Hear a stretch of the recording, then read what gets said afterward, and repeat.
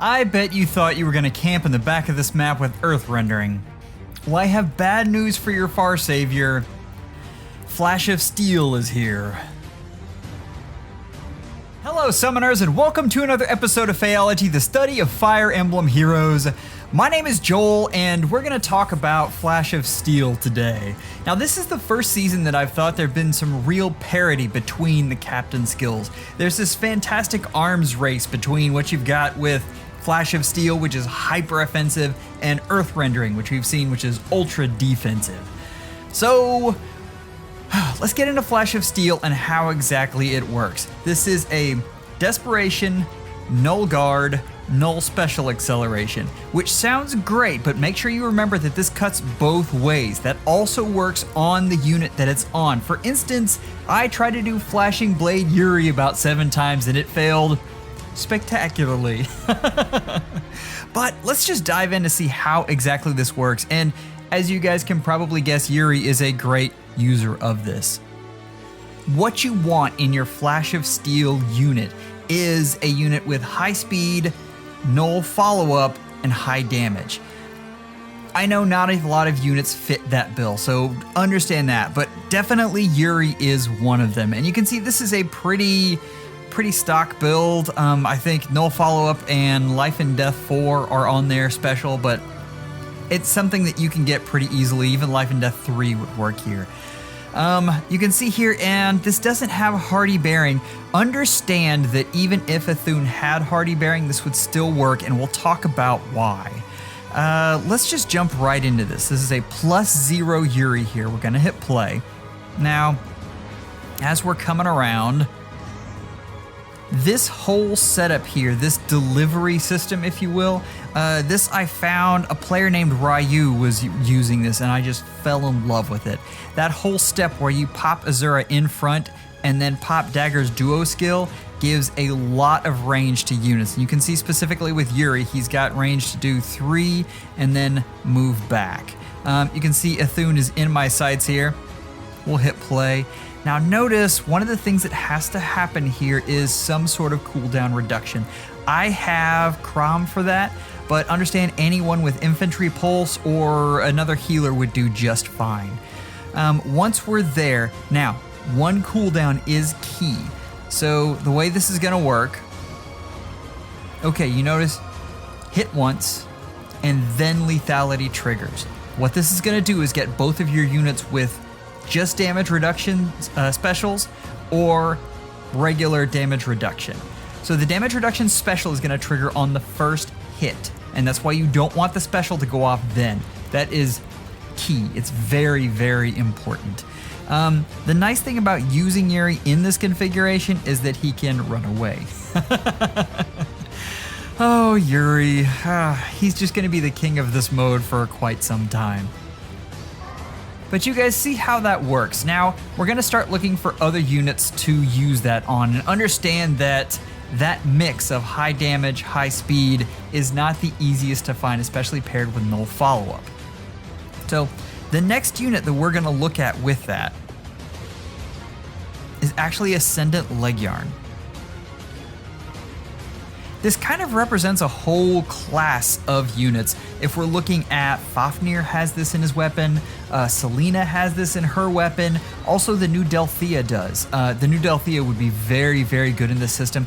What I will say though is it probably is better to have some kind of physical damage dealer. The deal is a lot of your tanks are gonna run Deflect Magic. That's a very common thing for Hardy Fighter, Vector for instance. But you're gonna see around the same thing here as far as strategies. You notice I've got Deadeye on there. I don't even need any kind of special reduction because Crom is gonna give me 1 right off the bat. So no Quicken Pulse, no Hector, no Valoria. But we're gonna see the same thing here. This is again a mergeless Fjorm, but understand that this would work regardless of that. What's nice about this setup in particular is that Dogger is giving physical buffs to everyone, and that really enhances what Leg Yarn can do. It means that she can destroy a lot of things. Yeah, I mean, this is news to you guys, I know, but Ascendant units are good. You can see we have taken leg yarn across and second hit with the damage reduction out. Obviously the damage reduction wasn't necessary with that unit in particular, but the special trigger was. But it will help with units like, say, Fallen Edelgard. So understand that's kind of the way we're thinking about this. The one other type of unit I want to look at here is an infantry unit.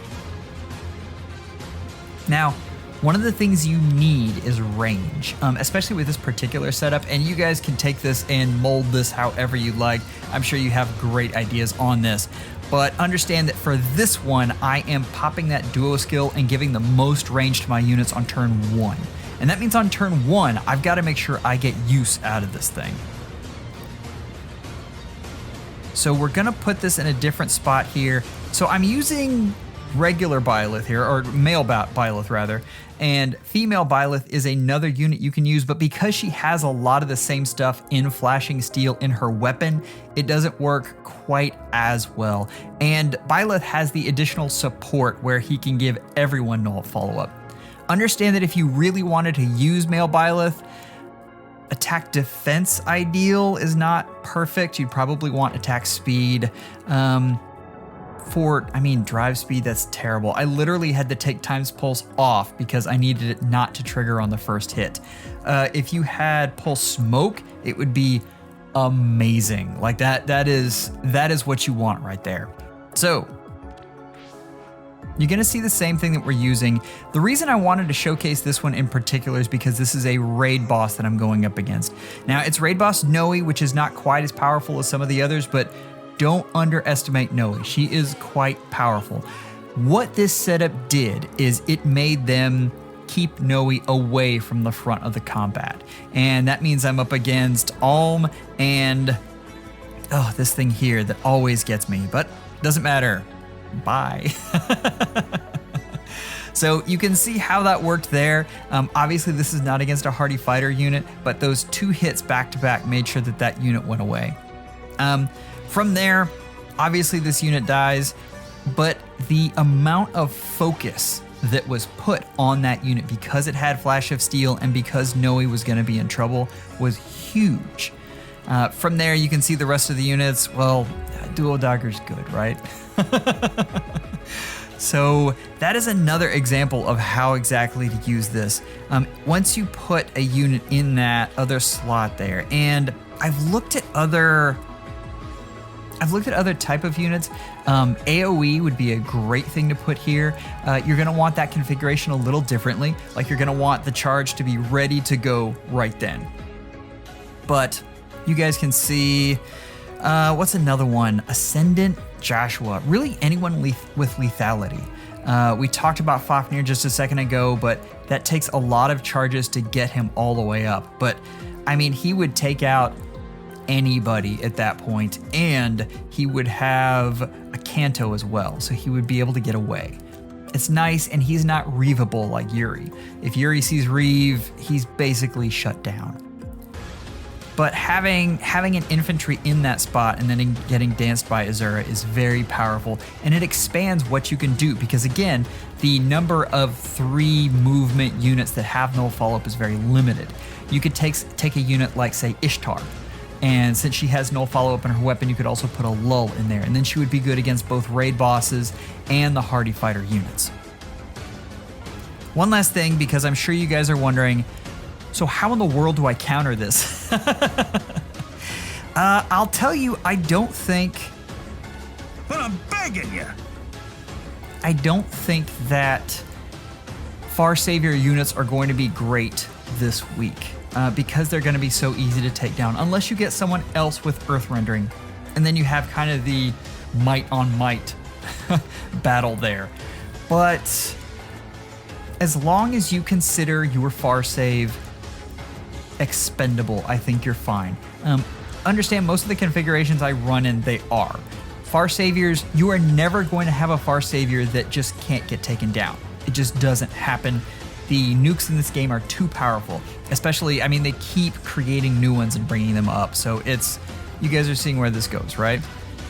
This is an interesting thing, and we're back to our good old friend Yuri Bird, who I just love their configurations. They always do things that are really slick.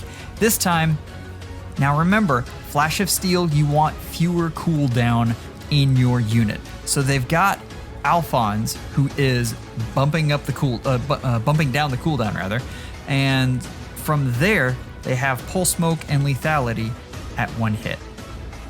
And you can see this is something where I was trying Brave Alm, or Legendary Alm rather, and I'll spare you that one. He didn't work as well, but I did want to demonstrate this hit right here.